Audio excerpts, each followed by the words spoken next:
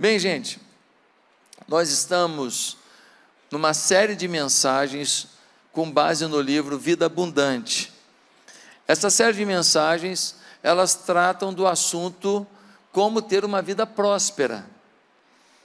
Não se trata de teologia da prosperidade, porque na verdade não são princípios de exibicionismo, não são princípios de vaidade, mas são os princípios bíblicos para que você tenha uma vida próspera. Tivemos a primeira mensagem semana passada. Se você não escutou, você pode ir no meu canal do YouTube, Josué Valandro Júnior, e essa mensagem está lá. Você pode bater lá, que você vai achar uma mensagem que foi postada lá semana passada, e você vai assistir essa mensagem, vale a pena. E hoje estamos na segunda mensagem. Teremos mais 2 mensagens ainda, e vamos concluir essa série de mensagens que vão liberar pensamentos, princípios e chaves para que você tenha uma vida próspera. Próspera, próspera. Não é pecado ter uma vida próspera. O que é uma vida próspera? Uma vida abundante, uma vida que você tenha dignidade em todas as áreas da sua vida e que você tenha, inclusive, condições de ajudar quem precisa e que você tenha condições de contribuir com a obra de Deus. Isto é uma vida digna, uma vida próspera, e Deus quer que todos nós tenhamos uma vida próspera. Agora, você tem que fazer uma escolha: ou o dízimo para você é lei ou é vida. A gente falou de dízimo agora no ofertório, e quando fala de dízimo, para muita gente, dízimo é uma coisa que se faz desde o Velho Testamento. Para mim não. Para mim dízimo é muito mais que isso. E na minha vida funciona de outra maneira. Mas vamos entender melhor a questão do dízimo aqui. 10% de tudo que a gente ganha, devemos devolver a Deus.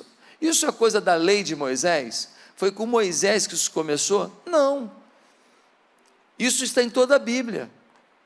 Antes de Moisés, a gente vê lá em Gênesis capítulo 14, versículo 18, que Abraão, ele ganhou uma guerra e teve um despojo de guerra muito grande. E aí sabe o que Abraão fez? Falou: ninguém toque nada, primeiro o dízimo. De tudo aquilo, era muita coisa, ele pegou 10% daquilo e levou aos pés de Melquisedeque. Melquisedeque era um sacerdote. E aí no livro de Hebreus vai dizer que Melquisedeque, que Jesus era da linhagem de Melquisedeque. Sabe o que quer dizer isso? Vamos traduzir em português que todo mundo entenda? Significa que quando você estava dando o dízimo a Melquisedeque, Abraão fez isso, ele estava nos ensinando a entregar nossos dízimos aos pés de Jesus. Jesus é uma sucessão do sacerdócio de Melquisedeque, ou seja, quando você está dando o seu dízimo, você está devolvendo ao próprio Jesus, para que ele possa fazer a obra dele chegar mais longe. Irmãos, esse princípio do dízimo é tão forte na Bíblia, que, por exemplo, lembra dos 2 filhos de Adão e Eva, Caim e Abel? O Caim, lá em Gênesis capítulo 4, o Caim chegou e deu uma oferta. Mas o Abel, o que ele fez? Ele pegou a primícia, o primeiro fruto, e diz assim, e o fruto gordo, ou seja, um animal, ele era criador, né? Então ele pega e dá primeira cria, mas robusta, porque quando a cria não era robusta, não era bonita, tal, então mesmo sendo a primeira cria de um animal, tinha que ser para Deus. Então mesmo sendo a primeira cria, mas nasceu feinha, meio esquisitinha, meio fraquinha. Então pegava um animal bonito, um animal forte, um animal gordo, pegava um animal melhor, sacrificava aquele animal no lugar desse aqui.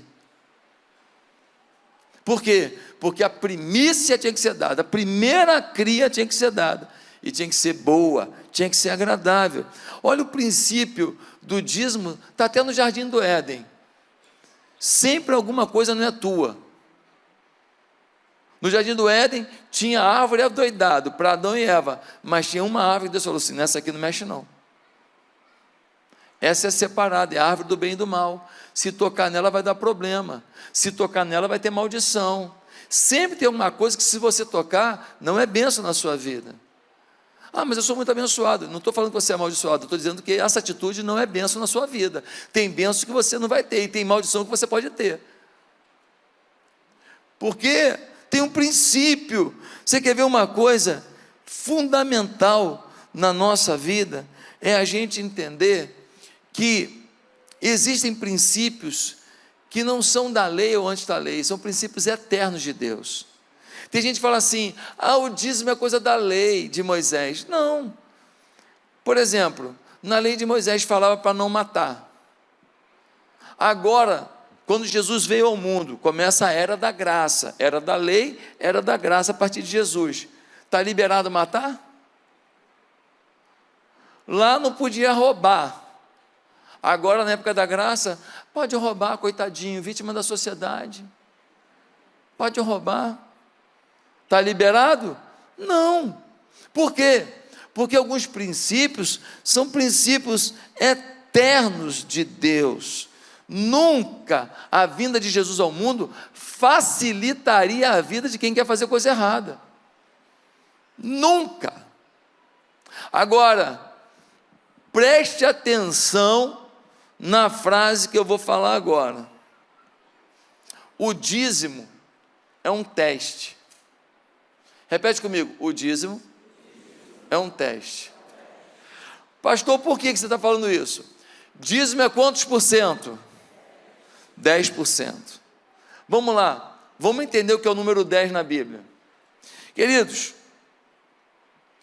a Bíblia diz assim, Mateus 6,21, quem está anotando, Mateus 6,21, porque onde estiver o vosso tesouro, aí estará também o vosso coração. Olha só, não diz onde está o seu coração, está o seu tesouro, diz onde estiver o vosso tesouro, aí está o vosso coração, ou seja, aquilo que é o fundamental para mim, meu coração está lá. Se a riqueza é a base da minha vida, meu coração está lá. Então Deus, Ele cria um teste. E qual é o teste para a riqueza não ser o objetivo final da sua vida? Não que seja proibido. Não que você não possa querer ser rico, não tem problema nenhum. O problema é você não passar no teste. Por que eu digo isso? Vamos lá. Quantas pragas Deus mandou sobre o Egito? 10. Quantos mandamentos a gente tinha que obedecer na lei? 10. Quantas vezes Deus testou Israel quando estavam pelo deserto? 10. Quantas vezes Deus testou o patriarca Jacó quando estava trabalhando com Labão? 10. Quantos dias Daniel foi testado no primeiro capítulo? 10. Irmão, a resposta é sempre 10. Quando fala de 10 no Velho Testamento, está falando de teste, e até hoje é assim. Que nota você tirou de 0 a 10? Pastor, e no Novo Testamento? No Novo Testamento, 10 virgens. 10 virgens foram testadas. Algumas tinham azeite na sua lamparina, algumas não tinham. Quando o noivo, Jesus estava voltando, a virgem representa a igreja. Quando o noivo estava voltando, algumas virgens não tinham mais azeite, foram comprar azeite. O noivo entrou para as bodas, fechou a porta e elas pereceram. O teste era para 10. O número 10, toda hora na Bíblia, é um teste. Aí em Apocalipse, capítulo 2, versículo 10, diz assim: não tenha medo do que você está prestes a sofrer. O diabo lançará alguns de vocês na prisão para prová-los, e vocês sofrerão perseguição durante 10 dias. Vai haver um teste, uma perseguição, uma pressão sobre a igreja no final dos tempos de 10 dias. Querido, o número 10 está associado a testes. O dízimo é o teste do coração. O dízimo é o teste do quanto Deus é prioridade e não o mundo, porque o dinheiro representa o seu apego ao mundo. Mas em contrapartida, câmeras em mim. Do mesmo jeito que o dízimo é um teste do coração, Deus diz: no dízimo pode me testar. Olha que legal. Porque em Malaquias 3,10 diz assim: tragam o dízimo todo ao depósito do templo, para que haja alimento na minha casa. Ponham-me à prova, diz o Senhor dos Exércitos, e vejam se não vou abrir as comportas dos céus e derramar sobre vocês tantas bênçãos que nem terão onde guardá-las.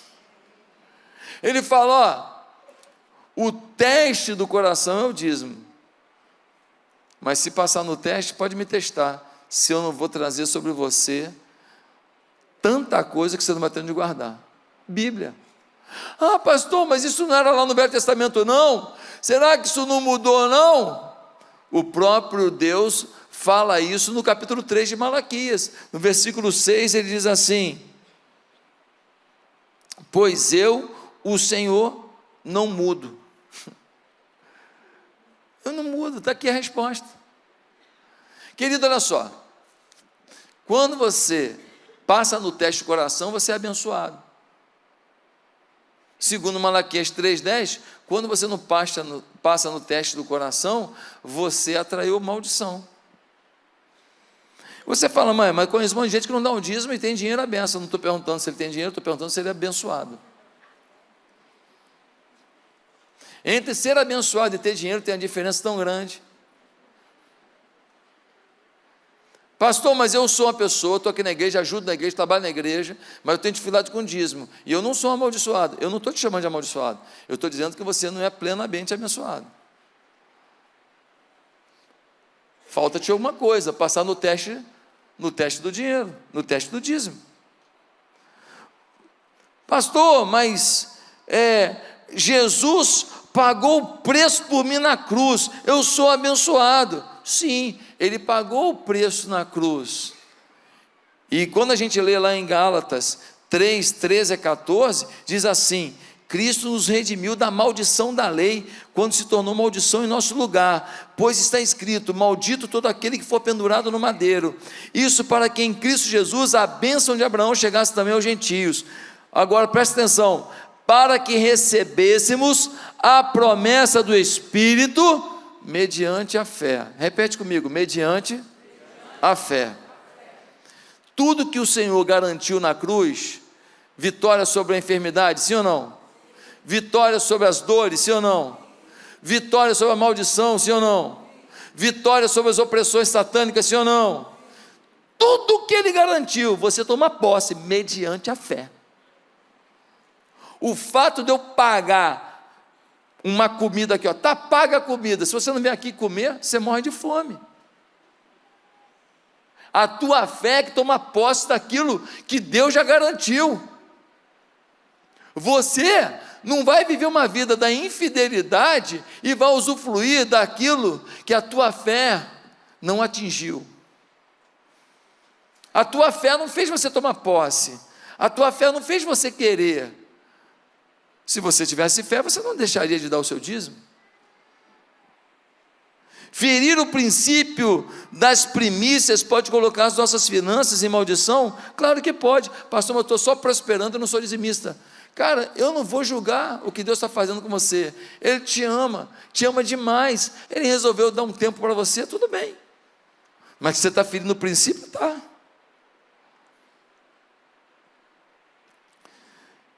Lei e graça. Muita gente fala assim: eu não estou debaixo da lei de Moisés, o Velho Testamento, eu estou debaixo da graça de Deus, o Novo Testamento, depois que Jesus veio ao mundo. Só esqueceu de um detalhezinho, presta atenção: tudo que era regra na lei, depois que Jesus veio, piorou. Na lei, adulterar o pecado. Aí Jesus chega na graça e fala assim: se você olhar para uma mulher, com intenção de tê-la, tal, já adulterou no coração.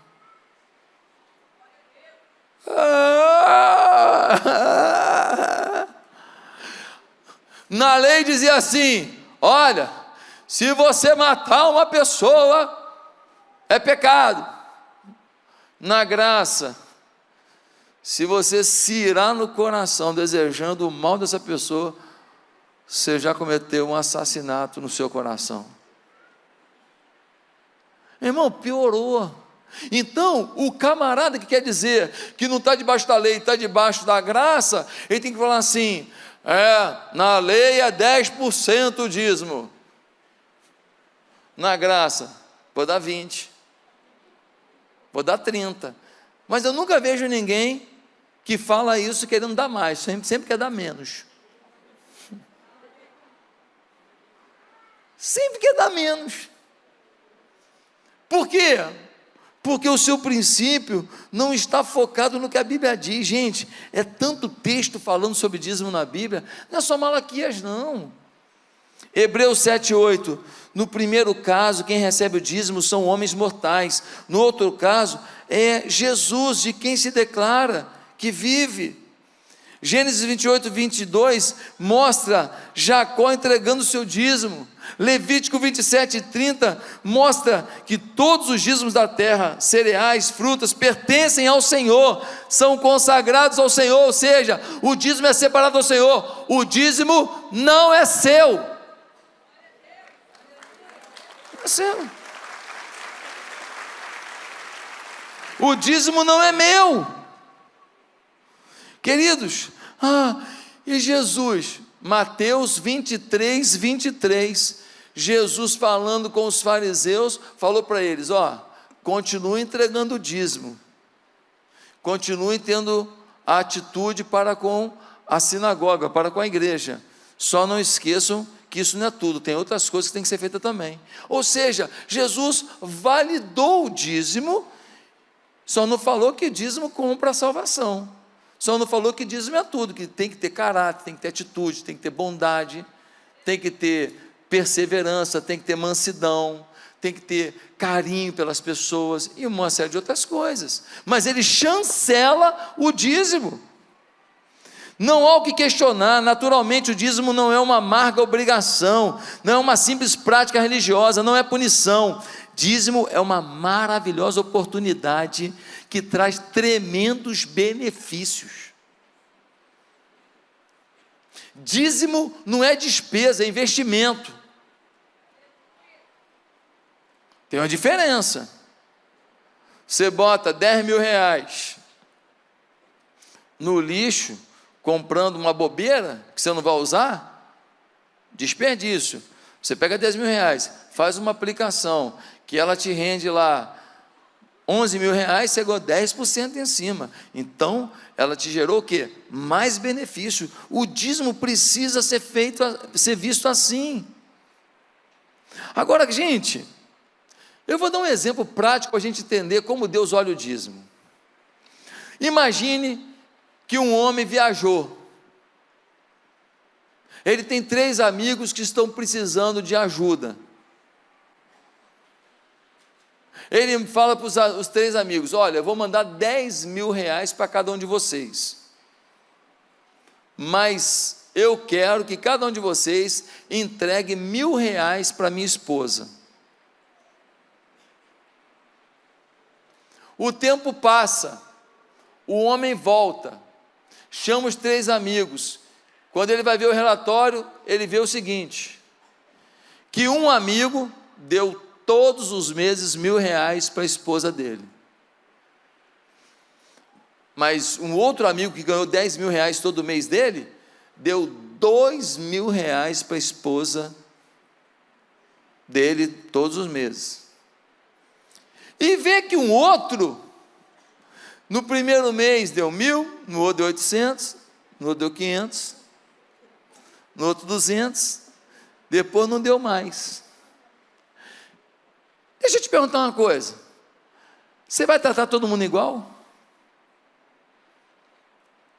Um só cumpriu a obrigação, deu o que você determinou. O outro demonstrou carinho pela sua esposa, deu o dobro do que você pediu.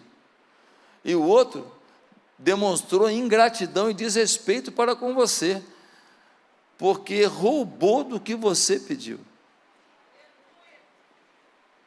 Você vai tratar igualzinho os três? Fala a verdade. Então, gente, nós precisamos entender que a quem tiver vai ser dado, mas a quem não tiver, até o que tem vai perder. Os caras precisavam de ajuda, até o que ajuda que ele estava tendo não vai ter mais. Por quê? Porque foi ingrato, porque não soube separar a parte da generosidade, a parte da obediência. Nós precisamos entender o princípio da multiplicação. Fala comigo, princípio da multiplicação. Qual é o princípio da multiplicação? Olha aí, o dinheiro já está multiplicando no teu bolso. Tu olha agora, tu botou R$100, já tem 200. Princípio da multiplicação. Em Lucas, nós vemos a multiplicação dos pães. Quantas pessoas estavam lá? 5.000 homens. Com mulher e com criança dava 10.000 pessoas. Eles estavam com fome, não tinha comida, nem tinham onde comprar. Os discípulos falam com Jesus: Jesus, libera o povo que eles estão com fome. Isso tudo está lá em Lucas 9, de 12 a 17. Aí Jesus fala assim: o que tem aí? Tem 5 pães e 2 peixinhos do garoto ali. Eles pegam os 5 pães e 2 peixinhos do garoto, dão na mão de Jesus. Agora, olha o que acontece, câmeras em mim, hein? E tomando os 5 pães e os 2 peixes, e olhando para o céu, abençoou-os, e partiu-os, e deu-os aos seus discípulos, para os porem diante da multidão. Vamos entender aqui. Jesus pega os 5 pães e 2 peixinhos, tem 10.000 pessoas para alimentar. Ele abençoa. Ele agradece a Deus por aquele pão. Depois o que ele faz? Ele pega o pão e parte. E entrega uma parte na mão dos discípulos. E aí, os discípulos começam a partir, e conforme vão partindo, vai se multiplicando. Vão jogando no cesto e vai multiplicando, vai jogando no cesto e vai multiplicando. Deixa eu te perguntar, a multiplicação aconteceu na mão de quem? Para alimentar 10.000? Dos discípulos. Ou você acha que Jesus picou 10.000 pedaços de pão?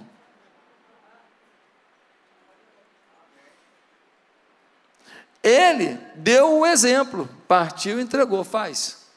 Se partir, parte para ver se não multiplica. Quando eles partiram, multiplicou. A multiplicação se deu na mão dos discípulos. Tem 2 princípios muito fortes aqui. O primeiro princípio que a gente não pode esquecer é: algo precisa ser abençoado antes que possa multiplicar. Você precisa abençoar o seu dinheiro antes dele multiplicar. Você precisa abençoar a sua vida financeira antes dela multiplicar. E como que a gente abençoa? Obedecendo, cumprindo, passando no teste do dízimo.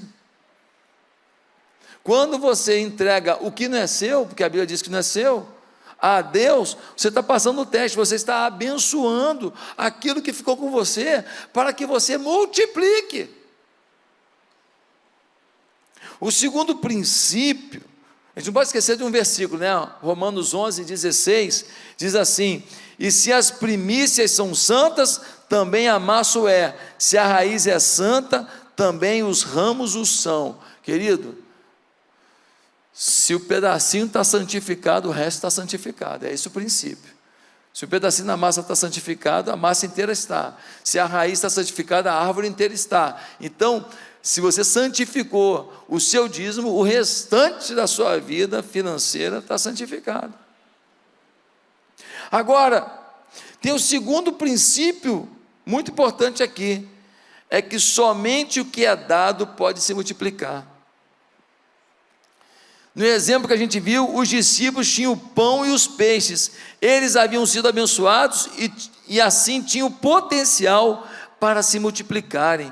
Mas se eles tivessem simplesmente comido entre eles, não tivessem partido para distribuir, não teria acontecido a multiplicação. Você tem que abençoar sua vida com a sua fidelidade, passando no teste do dízimo, e depois você tem que entender que você precisa partir. Pastor, o que você está querendo dizer? O que eu estou querendo dizer é que o dízimo é o mínimo. Que quando Deus está te dando a multiplicação, você não pode ter limites para até onde você possa ajudar pessoas, multiplicar sobre pessoas. O dízimo é a base, que consagrou, mas depois que ele consagrou, ele partiu o pão e deu para os discípulos, e aí os discípulos agora, eles começaram a partir o pão, e foi se multiplicando, e houve abundância, tanta abundância que todo mundo comeu McFish, e ainda sobraram 12 cestos de pães. Meus queridos, há uma diferença entre entregar o dízimo e apenas dar. Entregar o dízimo é simplesmente devolver o que é dele, dar nossas primícias, o nosso 10% ao Senhor, através de uma igreja local, é que faz a gente ser abençoado. Eu pego o meu dízimo e dou por aí, ajudo pessoas. Isto é uma coisa, você pegar e trazer ao altar do Senhor, na sua igreja, no lugar onde você é ministrado, na sua família de fé, na sua comunidade espiritual, e você trazer o seu dízimo, isto é consagrar ao Senhor o seu dízimo. Trazer todos os dízimos à casa do tesouro. Pastor, mas ainda tenho que ter um coração de oferta? Veja você, Malaquias 3,10 fala: vocês têm me roubado nos dízimos e nas ofertas. Fala de oferta também. Pastor, por que eu tenho que dar oferta? Já dou o dízimo 10%, né? Tá bom não? Querido, você não precisa dar até nada não, fica à vontade. Estou falando de Bíblia, estou falando de prosperidade. Você quer vida próspera?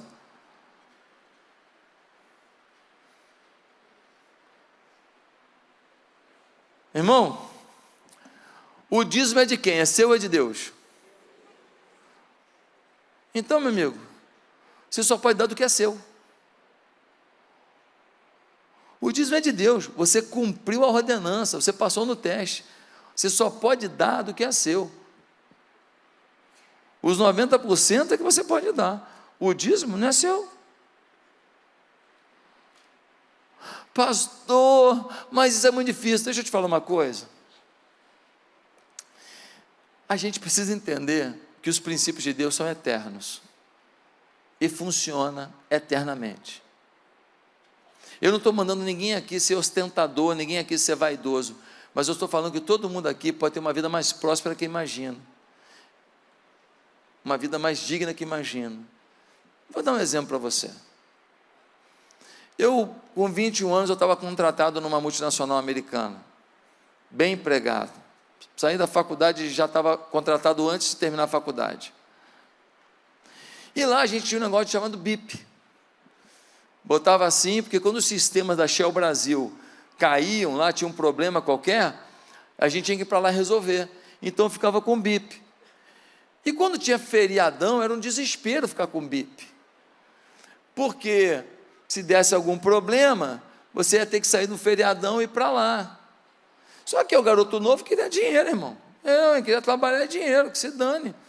Então, eu pegava. Então, me lembro de uma vez que eu peguei um BIP, e eu peguei o BIP, assim, deu uns 5 dias de feriado. E a hora BIP era 33% da hora trabalhada. Então, a cada 3 horas, eu estava ganhando 1 hora de trabalho minha. Irmão, foram 5 dias de feriadão.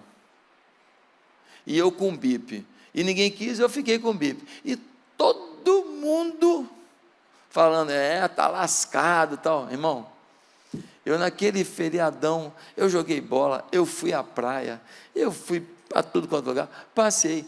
O BIP não tocou um dia. Cheguei na segunda-feira no trabalho, e aí, José, como é que foi? Todo mundo querendo tirar sarro com a minha cara, né? Falei, não tocou não, irmão. Ganhei de graça. Irmão, segunda-feira em diante, o bip tocava todo dia. Tudo que não deu de problema, deu ali. Agora, olha o que foi interessante. Final do mês vinha o contra-cheque. Quando eu peguei meu contra-cheque, eu tinha feito uma oferta para missões, que era uma oferta que significava muito para mim. Vamos dizer que fosse dinheiro de hoje, sei lá, uns 5 mil reais. 4 mil, 5 mil reais. Era uma oferta significativa demais para mim. Mas eu decidi dar para Deus, para a obra missionária, para levar o evangelho para quem não tem acesso. Quando veio o contra-cheque, a diferença foi de centavos. Tipo assim, se eu dei 4 mil, veio 4.037,53 centavos, sei lá. Quando eu olhei aquilo no contra-cheque, o Espírito Santo falou comigo, falou, aí, ó, ganhou sem nada fazer, porque você me honrou e creu no meu poder. É assim, gente. A gente, quando veio para cá, eu e Bianca, os nossos filhos, a gente passou muito aperto, muito aperto, muito aperto. Você imagina, a igreja com 27 membros.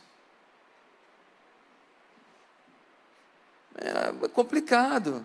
Então, tinha uma reserva que o missionário americano deixou, que me sustentaria 7 meses ali, apertadinho, mas sem fazer nada com a igreja, sem poder fazer, nem comprar praticamente uma massinha para as crianças. Um caderninho de pintura não ia ter. Depois de 7 meses, se desse errado, amigo, Josué, 6 anos fora do mercado de informática, vai procurar emprego de analista de sistema, de consultor de novo. Ia ter que fazer isso. Com mulher e 2 filhos. Gabriel com 1 aninho, Lucas com 4 aninhos. E aí, a gente passou aqueles apertos todos, que faz parte da vida. Quem que não passa um aperto numa fase da vida? Normal. Todo mundo. Aí, quando chegou, há um tempo depois, a Bianca começou a trabalhar, e ela começou a trabalhar num negócio que, cada vez que ela vendia, ela ganhava um cupom, um sorteio que ia ter. Isso depois de uma fase que a gente passou tão apertada, aí veio o momento que ela começou a trabalhar, e ela começou a ganhar muito bem naquele trabalho dela, e aí, cada vez que ela vendia um negócio lá, ela ganhava um cupom. Iam sortear 4 carros. A gente ganhou 2. O terceiro, a Bianca foi lá e tirou o papelzinho, tirou um irmão aqui da igreja. Dos 4 carros, 3 veio para o povo de Deus aqui da igreja. O povo da empresa lá ficou maluco, mano. Ficou doido. Irmão, eu evito falar essas coisas, mas nós estamos rasgando o verbo sobre dinheiro, então eu estou falando. Tudo que eu boto na mão prospera, irmão. Ah, é porque você... Não, é porque Deus é fiel nesses princípios que eu estou te falando. Eu vim para cá, lembra que teve aquele negócio do Palace, caiu o prédio, aí não sei o que lá, e tinha um prédio do lado, e eu comprei um apartamento lá. Gente, paguei bem barato. Nossa, que bênção. Quando eu vendi 3 vezes o valor que eu comprei. Quantos anos a gente ficou lá, Bianca? Eu nem lembro. 5 anos. Em 5 anos, multiplicou por 3 o valor do apartamento. Foi quando teve aquela bolha, 2012, que subiu os preços. E peguei a bolha e... Low. Eu tinha com 21 anos, 21 ou 22, não lembro agora, eu, garoto, né, ganhando dinheiro, comprei um XR3. Eu também sei ser besta, gente. Todo jovem quer ter um carrinho assim legal, né? O XR3 era o carro do momento, então eu comprei o XR3. Só que teve um detalhe. Quando eu fui comprar o XR3, ele estava muito barato. Mas eu, no afã de comprar, o preço era 11.500, cruzado, real, sei lá que desgrama que era aquilo. E estava 9.500, 2.000 a menos, a diferença é muito grande, de 11.000, 2.000. No dia que eu fui lá comprar, fui até de perto do Rio das Pedras, vim lá da ilha, o cara estava molhando o carro, não, estou dando uma lavada, eu não maldei, sabe? Olhei o carro, pá, comprei o carro. Irmão, o carro tinha sido capotado. Quando tu virava o volante para cá, ele fazia a curva completa. Quando tu virava para cá, ele tinha mais dificuldade. Sabe? Ele não ficou alinhado. Dava para dirigir, mas assim, dava para ver que o carro tinha um problema. Falei, nossa, a vida, eu comprei um carro que foi capotado. Mas paguei muito barato. Imagina, 20% a menos, né? Beleza. Eu e Bianca, a gente namorava, a gente gostava de fazer, sabe o quê? A gente gostava de ir para show de banda gospel, altos louvores, banda e voz. A gente gostava dessas coisas. A gente ia ao cinema também? Ia. A gente também ia comer sanduíche, comia no Mr. Pizza, lembra do Mr. Pizza? Falecido, vamos orar por ele aqui. Falecido Mr. Pizza. A gente ia aquela cheia de gordura, aquela que eu mais gostava. Tal. Irmão, a gente ia no La Mole, eu e Bianca, eu estava começando a minha vida. Quem não economiza no início da vida, não vai ter depois, tá? Só um toque para você. Então, você tem que saber lidar com o dinheiro. Eu ia com a Bianca no La Mole. E aí no La Mole, qual era o nosso prato mais normal lá? Pedir o couvert, que é maneiro o couvert, né, do La Mole. E pedir uma lasanha e dividir por 2. E nós fizemos isso muitas vezes, que é uma forma de dar uma economizada.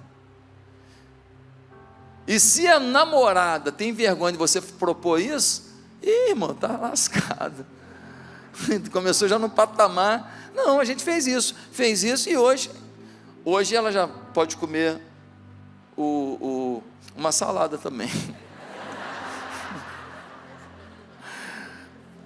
Então, gente, eu comprei o XR3, ganhei um dinheirão. Aí, nós fomos assistir um testemunho de um cara que tinha sido travesti, se converteu, largou aquela vida de prostituição e tudo, e nós fomos ouvir. Aonde? Numa igreja lá, na subida do Morro do Juramento. E eu fui de quê? XR3. Quando paramos na porta lá, lembra daqueles ganchos que tu botava assim na embreagem e prendia no volante? Levanta a mão quem teve isso. Muito engraçado, né? Aquele era o tempo que o ladrão precisava para te roubar. Tu chegava, botava assim, então é o tempo dele chegar.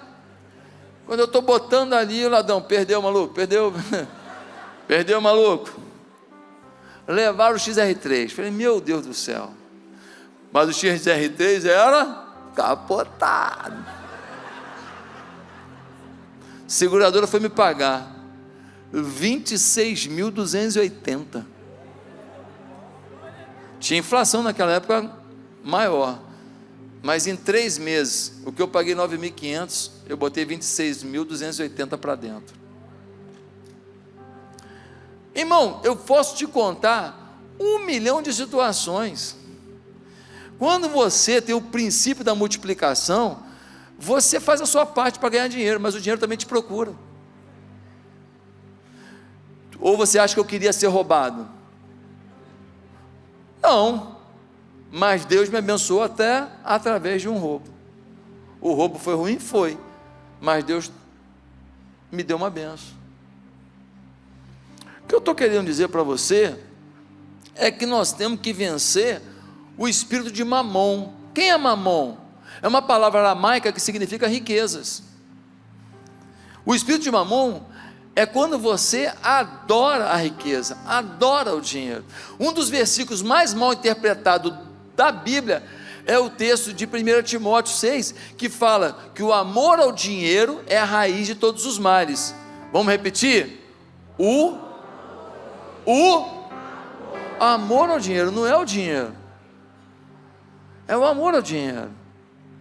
Irmão, eu louvo a Deus que alguns irmãos aqui na igreja têm muito dinheiro, porque se não fosse isso, a gente estava dando comida para 250 crianças não, irmão. 4 refeições por dia. Eu louvo a Deus que tem irmãos aqui que volta e meia chega lá, ajuda. Legal demais. Nós gastamos milhões para fazer aquela creche ali e vamos gastar dinheiro com criança pobre o resto da vida.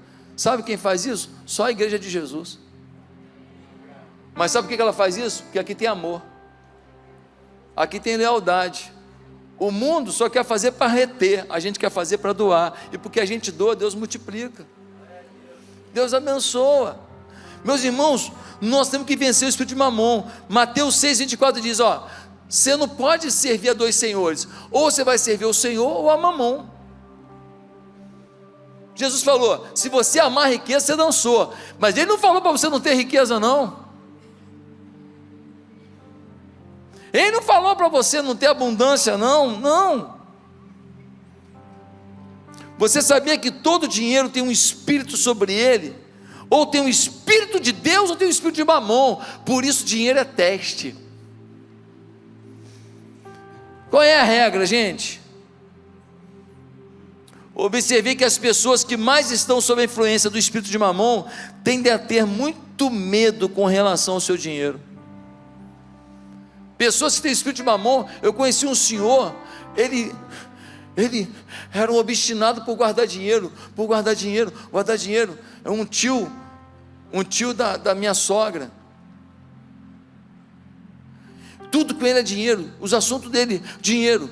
Ele adorava saber quantas pessoas ganhavam. Ele ficava com assim, mas assim, você já deve estar ganhando mais ou menos.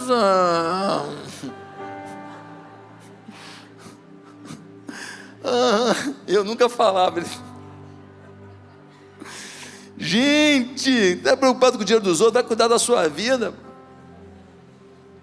Meus amados irmãos, nós precisamos entender que Mamon às vezes engendra mentiras criativas para enlaçar os cristãos. O espírito de Mamon pode se transformar em um espírito religioso, se necessário. Por exemplo, às vezes Mamon diz, se ao menos você tivesse mais dinheiro, você poderia realmente começar a ajudar as pessoas. Mentira! Eu conheço gente que não tem dinheiro, e o que tem parte. Isso é Mamon. Quando eu me estabilizar, eu vou ajudar muito a creche. Pastor, você nunca mandou R$1 para lá, você vai me dizer que é porque não teve chance? Pelo amor de Deus. Deus te ama, Deus quer abundância para a tua vida. Agora, por favor, não dê desculpa para aquilo que você ainda não resolveu. O Senhor quer participar da tua vida de forma integral, mas você precisa vencer isso. Quem não é fiel no pouco não vai ser no muito, é o que a Bíblia diz. Pastor, eu não dou porque eu ganho muito. Pede para ganhar pouco. Senhor, arranca tudo. Meu dinheiro está todo no banco tal. Derruba. Quer ganhar pouco? O outro fala, eu não dou porque eu ganho muito pouco. Quem tem mais que dê. Eu quero contar duas histórias do pastor Robert Morris, que ele conta no livro. A primeira, ele e a mulher dele tinham um orçamento mensal de $600. E aí, uma vez por mês, eles conseguiam ir num restaurante baratinho fazer um lanche. E aí eles foram. Quando chegaram lá, tinha uma garçonete, e o coração deles se encheu de amor por ela. E eles começaram a falar de Jesus para ela. Quando eles iam pedir o lanche, bebida, comida, eles viram que ia gastar o dinheiro todo. Eles tinham $50 para gastar. Então eles falaram assim, se a gente der muita gorjeta para ela, ela vai ficar impressionada. E talvez ela queira entender por que a gente tem esse amor por ela. E quem sabe ela vai encontrar Jesus. Então eles fizeram o seguinte, numa conta de $10, eles deram $50 de gorjeta. E deixaram um livretinho fininho, falando de Jesus e da salvação. E foram embora. No mês seguinte, eles voltaram, na expectativa dela estar lá. Ela estava.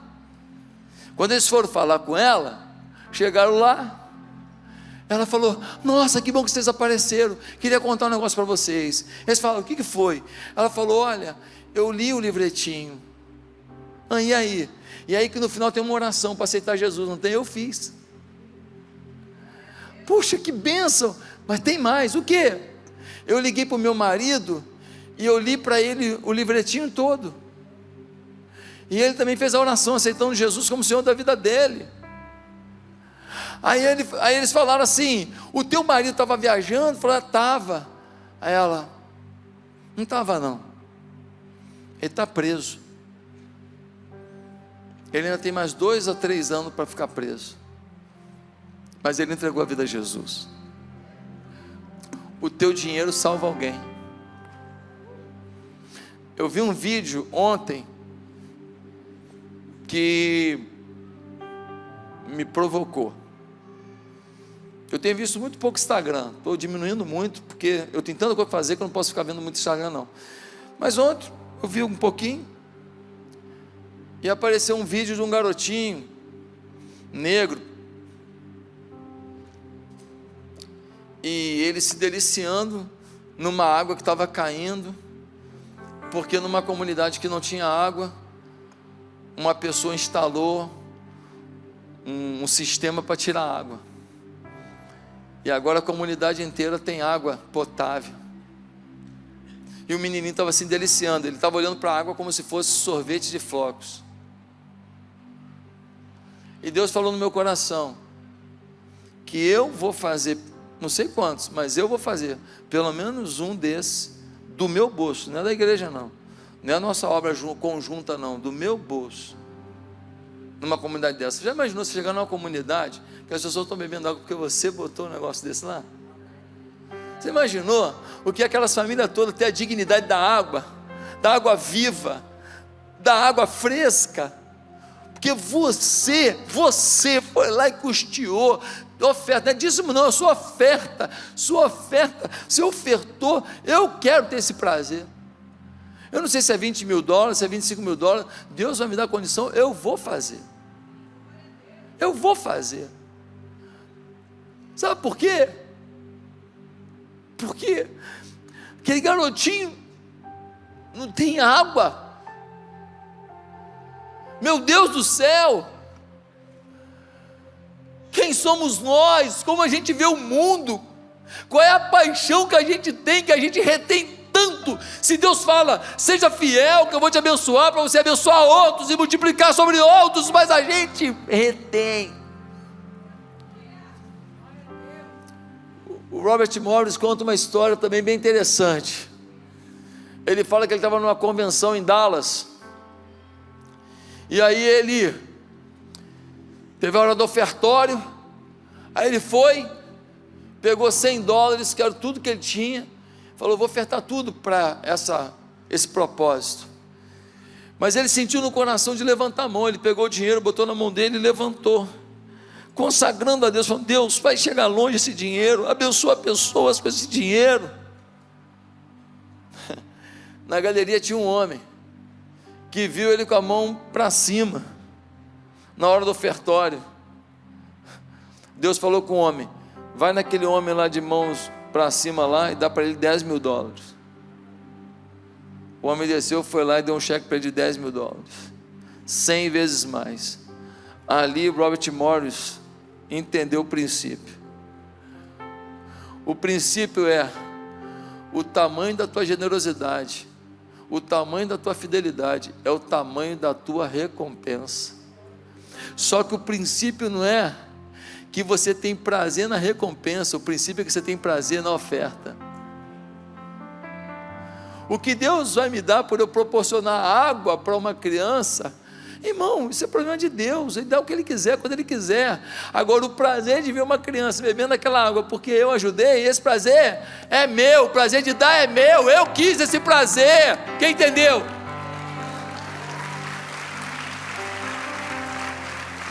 Agora, se Deus vai me dar 1 milhão para eu fazer um monte de poço desse, se um milionário vai pegar para mim: pastor, eu estou contigo, quanto que você quer para fazer esse negócio, e eu vou poder fazer poço para um monte de gente? Eu não sei, aí é Deus.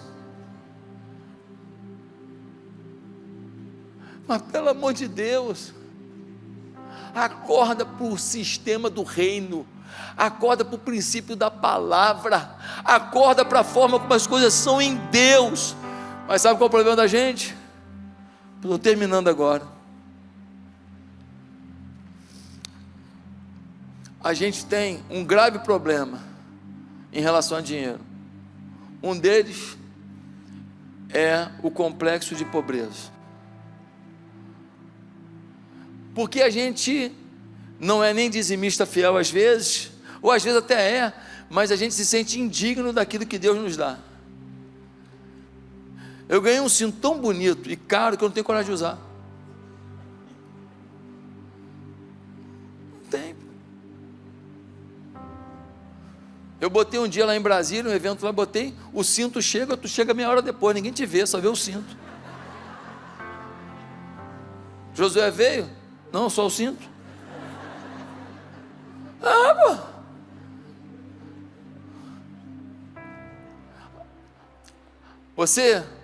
Pô. Alguém vai na tua casa, pô, que casa linda, hein? O que você fala? Pô, maior sorte, pô, paguei barato, nossa, foi um leilão. A gente quer justificar. Abraão, milionário. Isaac, milionário. Jacó, milionário. Jó, o homem mais santo da terra, milionário. Mas perdeu tudo depois. Perdeu. Aí foi fiel a Deus quando perdeu. Aí Deus deu para ele o quê? O dobro do que tinha. Salomão, se você pegar a quantidade de ouro que Salomão tinha e colocar no preço de hoje, acho que está 315 mil o quilo do ouro. Eu não sei porque eu não tenho ouro nenhum, mas tudo bem. Eu estava estudando isso para poder pregar. Acho que é 315 mil. Se você pegar a quantidade de ouro que Salomão tinha, ele tem trilhões.